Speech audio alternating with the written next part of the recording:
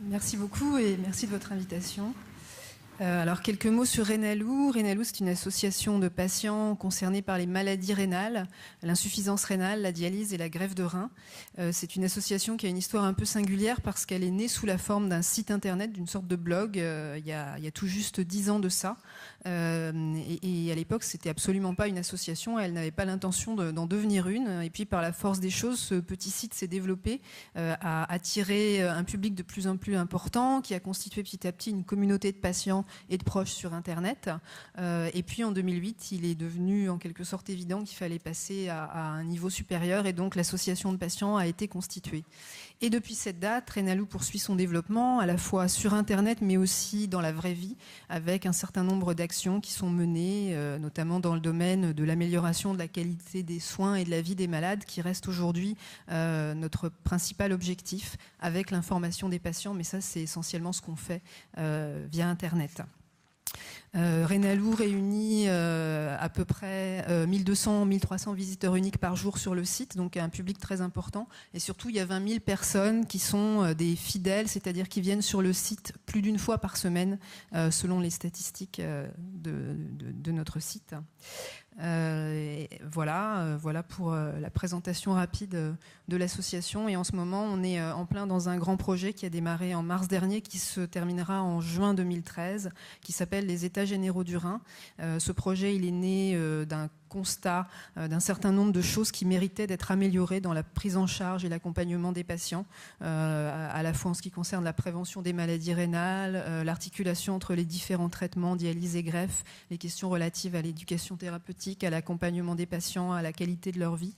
Et on s'est dit d'abord qu'on était légitime en tant qu'association pour intervenir sur ces champs-là, d'ailleurs on le faisait déjà, mais on s'est dit aussi que ce serait sans doute encore plus efficace d'essayer de réunir l'ensemble des parties prenantes de la prise en charge pour travailler ensemble pendant à peu près 18 mois et pour présenter au pouvoir public des constats partagés et des propositions d'amélioration. Donc c'est ce qu'on a fait, c'est ce que sont les États généraux du Rhin. Donc on a réuni d'abord toutes les associations de patients qui œuvrent dans le domaine des maladies rénales et au-delà, puisque par exemple l'Association française des diabétiques participe à nos travaux. Le diabète est une grande source d'insuffisance rénale.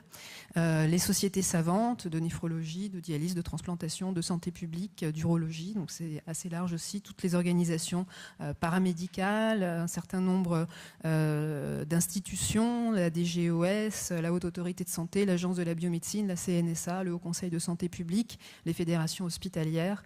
Bref, on a plus d'une trentaine aujourd'hui de partenaires dans les États généraux du Rhin et on travaille tous d'arrache-pied. En ce moment, on est dans une phase, je ne vais pas rentrer dans le détail, mais on mène à peu près 2 tables rondes du Rhin par mois.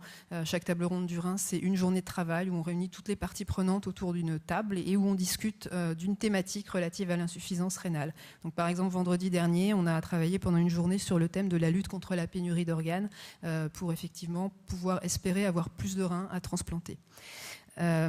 Alors je vous ai décrit ce projet parce que c'est un exemple des collaborations qu'on peut mener avec l'industrie. Et effectivement, il y a beaucoup d'industriels qui ont choisi de nous soutenir dans le cadre des États généraux du Rhin. Et tout à l'heure, Myriam Jabri disait que Pfizer considérait les associations de patients comme des acteurs de santé. Et ben, nous aussi, on considère les industriels comme des acteurs de santé. Donc on a souhaité depuis le départ présenter dans le cadre des États généraux du Rhin aux industriels le fait qu'on les considérait comme des parties prenantes à part entière. Et c'est tout à fait le cas, moyennant un certain nombre de règles effectivement de transparence, c'est ce qui a été dit pendant toute la matinée, on souhaite vraiment garder une totale liberté, etc. Mais les industriels participent à nos travaux et un certain nombre d'entre eux, par exemple, participent à ces tables rondes du Rhin et participent au débat, etc. Et on fait vraiment, on essaie vraiment d'agir dans une totale transparence, y compris vis-à-vis d'eux, en mettant à leur disposition les résultats au fur et à mesure qui sont disponibles. Et c'est vraiment une collaboration qui est assez fructueuse. Il y a ici plusieurs industriels qui participent aux États généraux du Rhin et peut-être qu'ils pourront éventuellement en dire quelques mots, mais on trouve que c'est une évolution dans la manière dont on travaille avec les industriels et c'est une évolution dont jusque-là on se félicite. Voilà.